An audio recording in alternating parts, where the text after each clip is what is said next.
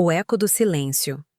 Há vidas que passam quase inteiras em um silêncio profundo, e ainda assim, deixam um eco que atravessa gerações. Imagine uma mulher que viveu quase um século. Ela viu o Brasil mudar de império para república, viu guerras começarem e terminarem, viu o homem chegar à lua. E durante todo esse tempo, o mundo não sabia o seu nome. A história de Cora Coralina começa em uma casa simples, debruçada sobre as margens do Rio Vermelho, em Goiás. Por muito tempo, ela pareceu destinada a desaparecer junto com o pó das ruas de pedra da antiga Vila Boa. Não houve aqui fama precoce. Não houve grandes salões literários do Rio de Janeiro, nem aplausos imediatos da burguesia paulistana. O que houve foram cadernos guardados em gavetas de cozinha, versos escritos à mão em papéis de embrulho, tarefas domésticas intermináveis e um tempo que insistia em passar sem pedir licença. O mistério que envolve Cora não é um segredo escondido, mas uma pergunta que ainda nos inquieta. Como uma mulher que publicou seu primeiro livro apenas aos 75 anos conseguiu se tornar uma das vozes mais duradouras da literatura brasileira? Antes de ser lida, Cora precisou resistir. E é essa resistência silenciosa que começa a se revelar agora, quando voltamos o olhar para o início de tudo. Mas, para entender esse silêncio, é preciso observar o mundo que tentou moldá-la. O peso do isolamento. Para entender Cora, é preciso primeiro observar o cenário que tentou defini-la. O Brasil do final do século XIX era um país de transição lenta, marcado por desigualdades profundas. Goiás, naquela época, era quase outro mundo. Longe do mar, longe das ferrovias, longe das ideias que fervilhavam nas capitais. A antiga Vila Boa parecia suspensa no tempo, com tradições rígidas e um ritmo próprio, onde o destino de uma mulher era decidido muito antes que ela pudesse escolher. Enquanto a literatura brasileira se transformava nos grandes centros, no interior profundo o silêncio era imposto às mulheres. Para uma mulher, escrever já era um gesto ousado. Para uma mulher sem formação acadêmica, vivendo no isolamento geográfico do país, escrever era quase um ato invisível. Quem teria o direito de ser ouvido? As normas sociais exigiam obediência, discrição e contenção. O mundo não esperava nada além disso. Mas em meio a essa estrutura dura, algo começava a se formar. Uma sensibilidade que observava o cotidiano com atenção minuciosa, capaz de transformar o comum em memória viva.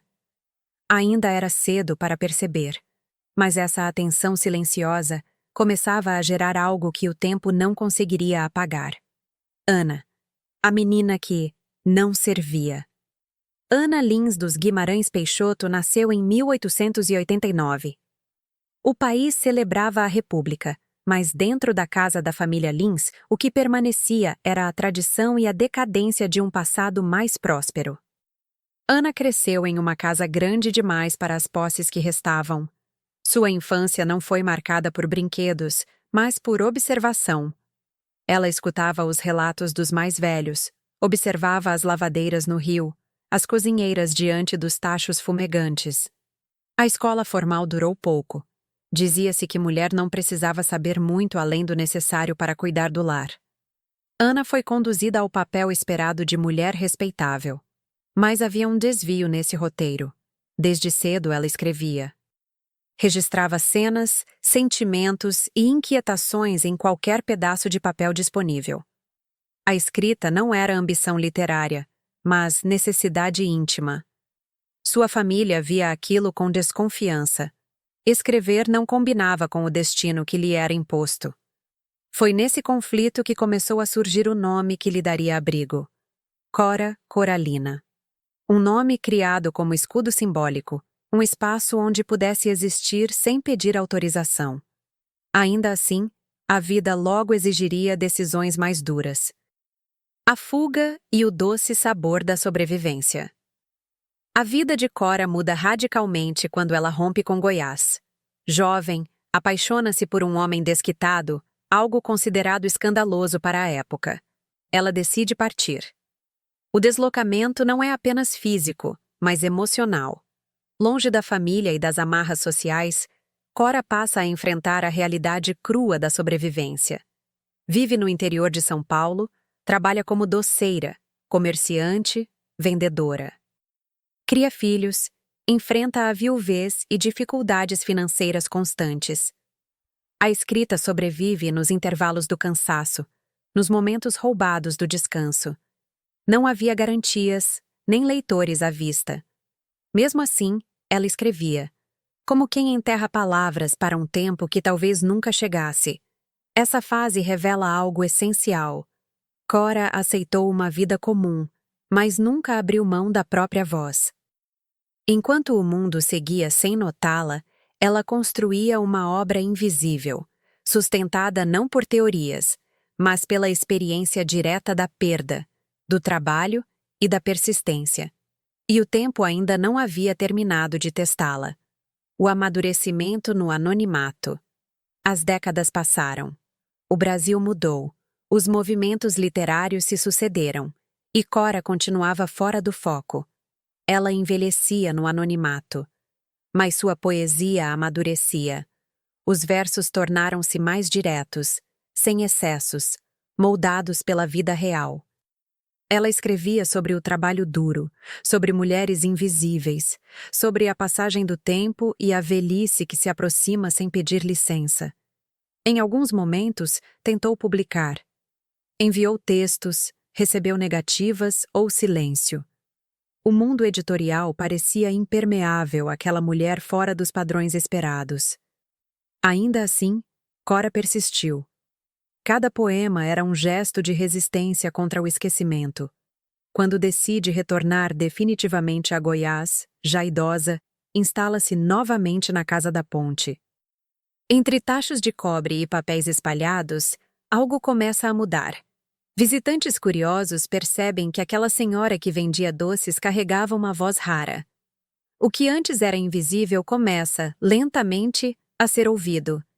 E esse início discreto prepara o terreno para o momento mais improvável de sua vida. O Triunfo Tardio, 1965.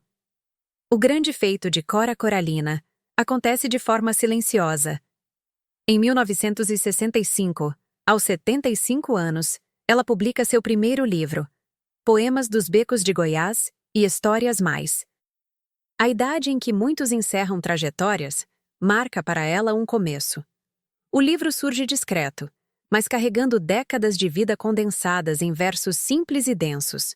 Havia um risco real de que ninguém notasse. Se o livro passasse despercebido, talvez fosse o último gesto literário de Cora. Mas a força daquelas palavras chamou atenção. Leitores e críticos perceberam algo incomum. Uma poesia nascida da vivência direta, sem ornamentos artificiais. Ela falava de becos, muros e pedras, mas falava sobretudo da condição humana. O reconhecimento veio devagar, como uma maré que sobe sem alarde. Cora passou a ser lida não apesar de sua trajetória, mas por causa dela. E esse triunfo tardio começava a reescrever sua história. O encontro com os gigantes. A reação do meio literário foi de surpresa e tentativa de reparação. Em cartas e depoimentos, Carlos Drummond de Andrade declarou ver em Cora uma das figuras mais importantes de Goiás. Esse reconhecimento ampliou sua visibilidade. A Casa da Ponte tornou-se ponto de visitação, e seu nome começou a circular além do estado. Mas a fama trouxe distorções. Muitos tentaram transformá-la em figura folclórica, reduzindo sua obra à imagem da doceira idosa. Cora observava tudo com serenidade e ironia. Sabia que aquele reconhecimento chegava tarde para muitos sonhos, mas aceitava o momento com dignidade. Continuou escrevendo do mesmo modo, fiel ao cotidiano, provando que o sucesso não precisa apagar a essência. Ainda assim, havia uma pergunta que permanecia sem resposta. Qual foi o preço de esperar tanto tempo para ser ouvida? O preço da espera. Por trás das homenagens existe um custo humano profundo. Ser reconhecida aos 75 anos significa ter passado a maior parte da vida no escuro. As dificuldades financeiras, as perdas pessoais e o cansaço de décadas de trabalho manual deixaram marcas. Cora nunca romantizou o sofrimento. Em seus textos, a vida aparece dura, sem disfarces. Ela escreve sobre solidão, sobre envelhecer, sobre sentir-se deixada para trás por um mundo que avança rápido demais. Há um paradoxo doloroso. Finalmente ser vista quando o corpo já pede descanso. Mas é essa consciência do tempo que dá peso à sua poesia. Cada verso carrega a experiência de quem insistiu quando tudo indicava desistência. E essa insistência silenciosa transforma sua obra em algo que vai além da literatura. O legado de um Brasil profundo. O legado de Cora Coralina ultrapassa seus livros. Ela se tornou símbolo de vozes ignoradas. Sua trajetória nos obriga a perguntar quantas histórias semelhantes continuam sendo silenciadas. Hoje, seus poemas são estudados, citados e compartilhados, mas o impacto mais duradouro está na mudança de olhar que ela provoca. Cora mostrou que a experiência simples tem valor universal, que a sabedoria pode nascer longe dos centros de poder. Sua casa, transformada em museu, é mais do que um espaço físico. É um lembrete de que a memória também precisa ser preservada.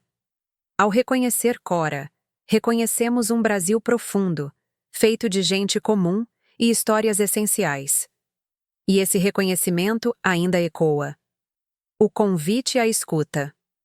Encerrar a história de Cora Coralina é, na verdade, abrir um convite. Ela nos ensina algo que o mundo moderno evita admitir. Nem tudo acontece no nosso tempo. O sucesso imediato é passageiro. A permanência exige paciência. Cora viveu e escreveu sem garantias, deixando um registro honesto de sua passagem. O que fazemos quando o reconhecimento não vem? O que permanece quando ninguém está olhando? Cora respondeu continuando a escrever. O canal Mulheres Apagadas da História existe para que essas vozes não precisem esperar tanto tempo para serem ouvidas. Se a história de Cora tocou você, que ela inspire escuta, atenção e persistência. Curta, comente de onde está assistindo. Porque, compartilhe. Enquanto houver silêncios impostos, haverá histórias esperando para ser contadas. E ouvi-las pode transformar a forma como enxergamos o mundo. Lembre-se: compartilhar é a única forma de mantermos as histórias vivas.